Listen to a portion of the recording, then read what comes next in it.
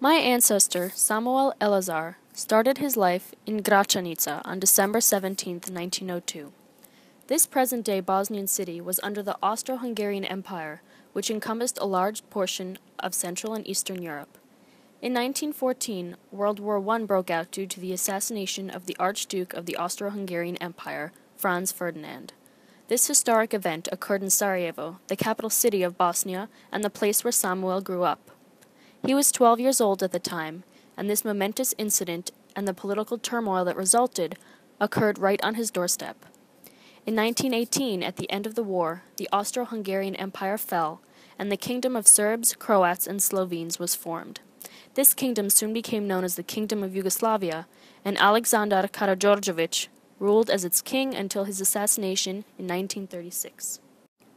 Samuel was the ninth of 12 surviving children, born to Moshe and Esterina Elazar. His father was a wheat merchant and owned several residences in Sarajevo, so when the children reached school age, they left Gračanica and went to live in the city of Sarajevo. A firm believer in education, all of his children had a governess, and the 5 sons continued their education in either Vienna, Zagreb, or Prague, becoming lawyers, doctors, and pharmacists. Samuel studied in Zagreb and got his degree as a pharmacist. Around the time of the worldwide stock market crash of 1929, the prices for wheat were rapidly falling, and Samuel's father bought more wheat than he could sell. He quickly lost his fortune and went bankrupt. Despite this fact, Samuel was able to finish his education. He soon met and married Flora Pesa, who came from a wealthy family and was able to put a down payment onto his own pharmacy store. Samuel and Flora married on August 30th, 1936, at the ages of 34 and 27.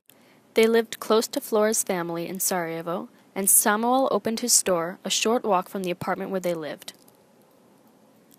Although Samuel was at a point in his life when he was stable and happy, the same could not be said for the political situation in Yugoslavia.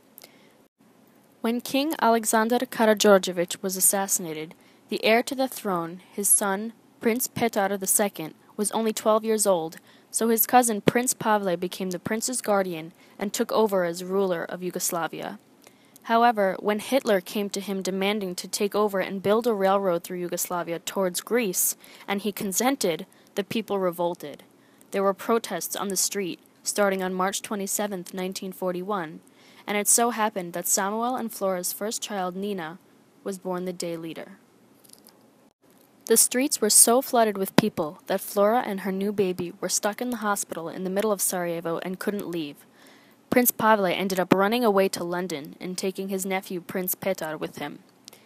When Hitler didn't get his way, he got his revenge by bombing Belgrade, the capital city of Yugoslavia, a few weeks later on April 6, 1941, which officially brought World War II to Yugoslavia.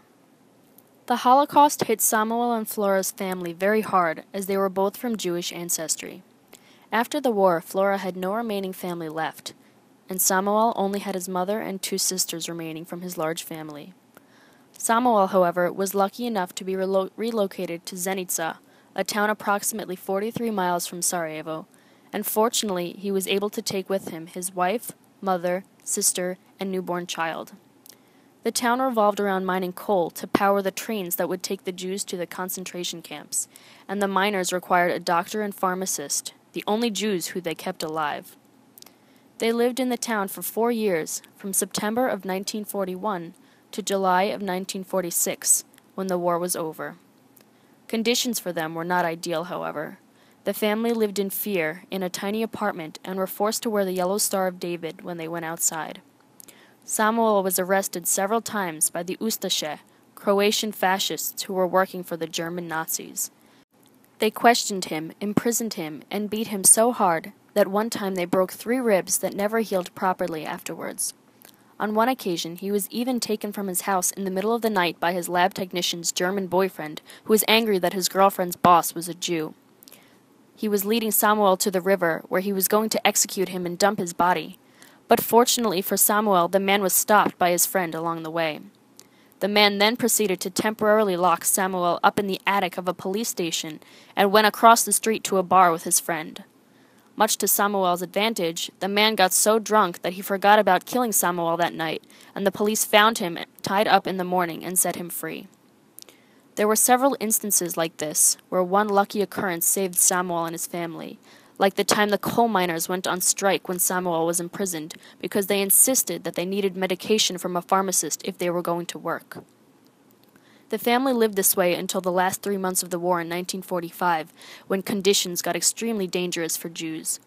They went into hiding at the top of a mill until the war ended on May 9th, and it was safe to come out. Samuel and Flora's second child, Sonia, and my grandmother, was born a few months later, in January of 1946. Their third child and only son, Mirko, was born 2 years later in September of 1948. In the summer of 1946, the family was able to move back to Sarajevo, but things weren't the same.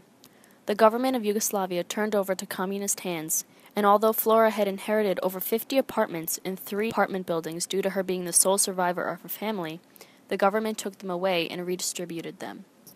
The government also relocated Samuel for 6 months to another pharmacy store in the city of Livno, where he was forced to work whilst his family was back in Sarajevo. It was only until Samuel relinquished the store he owned back in Sarajevo by presenting it as a gift to the government that he was allowed to return to Sarajevo and work inside the store that was once his. Although the store was now owned by the government, it still cost Samuel a lot of money to get the supplies in his store refilled. In 1948, Yugoslavia refused to be part of the Soviet Union, so they were disliked by Russia and also disliked by the United States because they were a socialist country.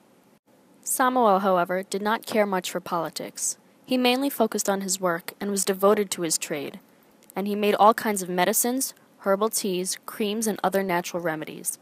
He was a scientist and a researcher, and published articles and scientific papers. He wrote about all sorts of things, such as how to speed up production in factories. He published books on wild mushrooms, healing plants and herbs, and even interviewed local gypsies and collected natural remedies from them. Another one of his pastimes included gathering and translating traditional folk songs from the dying language of Ladino, which was spoken by his ancestors. Samuel worked well into retirement age, receiving grants and publishing books into his 80s. Samuel was well respected and well liked in his community. He had many friends and a large circle of acquaintances who came to him for advice. He would often give advice to students working on their master's degrees and PhDs, and was always open-minded, curious, and interested in a variety of topics. Even among the gypsy community, he was honored by the Gypsy Congress and invited to their festivals. Samuel would always tell his children to be honest and be aware of haram para, or money earned in dishonest ways. He warned not to cheat or swindle anyone, and to be generous and not stingy. Like his father, Samuel also placed much value on education and advised his children to read a lot, learn foreign languages, and be interested in a variety of academic fields.